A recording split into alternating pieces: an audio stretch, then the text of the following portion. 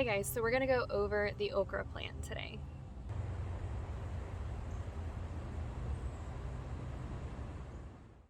Currently in my garden, I have 3 varieties of okra. One is Clemson, I have red burgundy, and I have Hill Country Heirloom Red. They are all scattered all throughout my garden, but I'm gonna go over a few things with you just to get you introduced if you're not familiar with it, or if you're looking to grow it but seemed intimidated by it. It's actually a really easy plant to grow. So currently in our garden, I have 8 plants that are up and running very well. I have 3, I believe, that are stunted, and I'll explain why. And I did have 1 die on me, and I have no idea what happened. You can actually see it right there. I have no idea what happened. I'm thinking it has something to do with the root system, being that all the leaves fell off. That squirrel just totally scared me. Being that all the leaves fell off, and the top is actually starting to rot. But I want to go ahead and get this video shot for you guys before it pours, because the thunder is coming. These are my Clemson okra. These plants all right here, I saved seeds from last year, and they germinated very well. Now when you do go to plant okra, you can soak your seeds for 24 hours. I would not go over 24 hours just to increase germination rate, and so they'll sprout a lot faster than direct sowing, but you can direct sow. So we've got the Heirloom Country Reds right here. We recently tore down our porch and we're in the process of fixing things, so don't mind the mess, but the backyard is a wreck right now.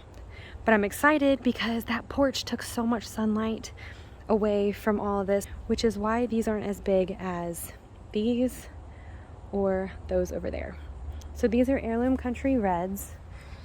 They don't look awesome, but that's okay. I'm interested to see what's gonna happen, being that we still have time for these to grow before our frost. Down here we don't really get much of a frost, but before our frost hits. And our frost is, the first date is December 10th, so I've got plenty of time. I could honestly direct sow more seeds now and still get a harvest out of them. So I'm gonna let these ride out and see what happens now that they have more sun. So like I said, these are our Clemson okra. You want to harvest these about 3 to 4 inches long, so I'm actually going to harvest some today, and this one I'll go ahead and harvest. These do not make it inside the house to be made into a meal in time because my children eat them raw, which are pretty dang delicious. The okra plant is native to Africa, some in Asia. It is related to a hibiscus. I'll show you why. This is an okra bloom. In the morning, they will open up, and come later in the day, they will begin to close just like this. I'll put a picture up on the screen of what they look like in full bloom, but this is what happens later on in the day, is that they close up, and then by tonight, this is gonna fall off. And you will have a little okra that's probably about a ½ inch tall starting to form. So like the hibiscus, the okra plant is part of the mallow family, which means that this fruit is amazing for your digestive tract. The hibiscus is great for your digestive tract, and so is okra. A lot of people do not like okra, being that it is slimy, and I will show you why. All right, I'm gonna harvest one, and I'm gonna show you why most people do not like okra. So this is a good size for you to harvest your okra at. This one's roughly 4, pushing 5 inches long. If you let it go any longer, it actually turns very woody. I don't think I have any to show you guys what I'm talking about, but don't let it go past this size for the Clemson variety. If you let it go any longer, you will feel, so this one's kind of squishy. I can squish it just a little bit, but if you're able to squeeze it and it's very hard, or even if you were to cut it and try to eat it and it's very woody like, it's not really edible. It's not going to be good. You don't want to eat it that way. So let me show you. We eat these raw. They're so good. Here's the inside.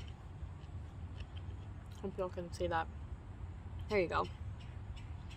Yeah, so they have a slimy texture to them. I wonder if I can open it here.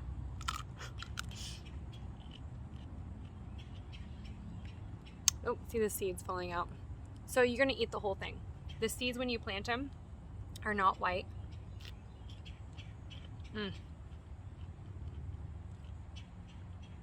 In fact, the way to harvest these seeds is to let it completely dry out on the plant. So let's say if you let one of your okra pods go, and this can be for any variety, to harvest the seeds, you want to let that pod continue to grow. Let it get as long as it wants to get, and then let it completely dry out. It'll turn brown. I'll post a picture of what a dried okra pod looks like that I actually just harvested yesterday. Once it's dry, you can actually cut it off the plant. And when I say dry, I mean completely dry. You can actually shake it, which I did this for my kids last night to understand. You can shake it and hear the seeds shaking inside of it. So then you want to have a bowl or a plate or something to be able to catch the seeds, because you're going to go ahead and open each layer to get the seeds out, and they're going to be a dark brownish blackish color. Store them in an airtight container away from any moisture so that you can save them again for next year. So remember I said a lot of people don't like okra because of the slimy texture to it. That's called mucilage. It's kind of something that if you want to try okra, you just keep eating it and you kind of just get over it. I find okra delicious. I love trying all new varieties of okra. They kind of all taste the same to me, which is totally okay. But these are my Clemson Reds, so let me show you. Okay guys, this is too funny. This is my corn that was an absolute fail, but check this out. I threw this down in there and it's growing back. That's awesome. I'm gonna leave it. I might just cut these back and let that do its thing. How cool is that?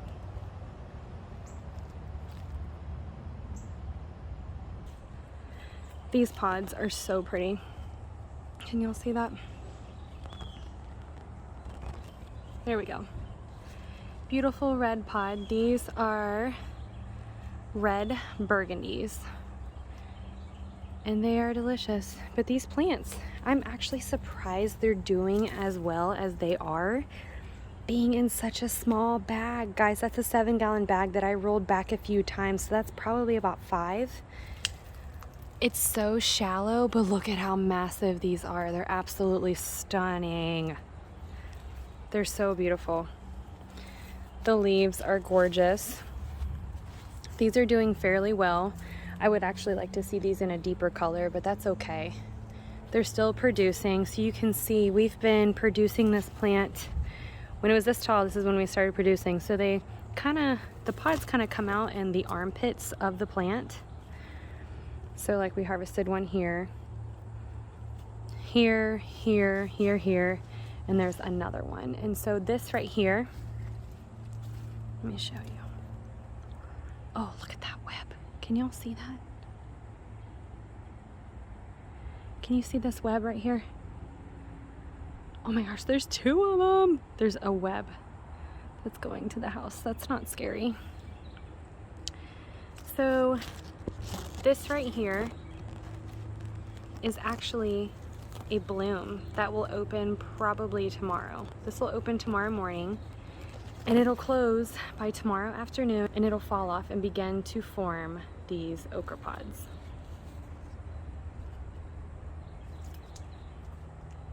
So with okra, we like to eat it raw all the time. It honestly does not even make it inside the house. I never have enough to even be able to put it with a meal. My kids just love it. You can also deep fry okra. You cut them into 1-inch pieces and dip them in some egg, and then coat them in cornmeal with some paprika, salt, pepper, and pan fry them in oil. You can also check out, I have a homemade ranch recipe that's on my Instagram account, and it would taste amazing with some fried okra. Another thing with okra is that by the end of the season, these stalks are going to get absolutely massive. I mean, they get so big to where I can't pull them out. I actually have to use a shovel or a fork or something to get them out. But the plants are glorious. They are so huge. I've seen photos of them up to about 9 feet tall. Now, this is actually a little test for myself to see how well okra grows in different places. So we have here a raised bed. We have two of them are actually in this one grow bag. And then I've got some straight in the earth. I've noticed that the ones in the grow bag are much taller, but these are also a different variety.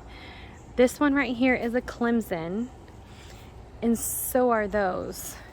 This one seems to have healthier leaves besides these, which are the older leaves. It's putting off so much more growth than those are.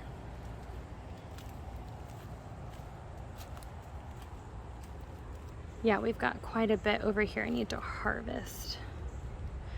So I'm gonna go ahead and cut these off. I'll cut this one and this one as well.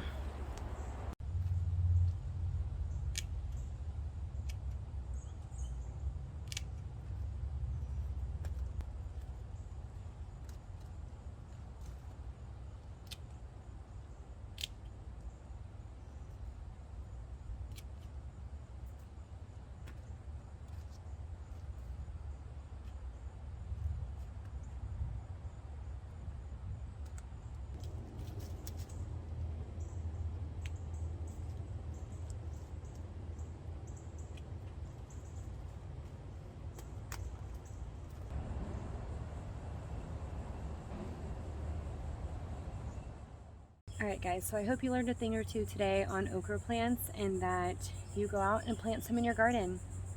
Please like this video and leave any questions or comments you have. And let me know what your favorite okra variety is. And we'll see you again in the next video. Have a good day. God bless.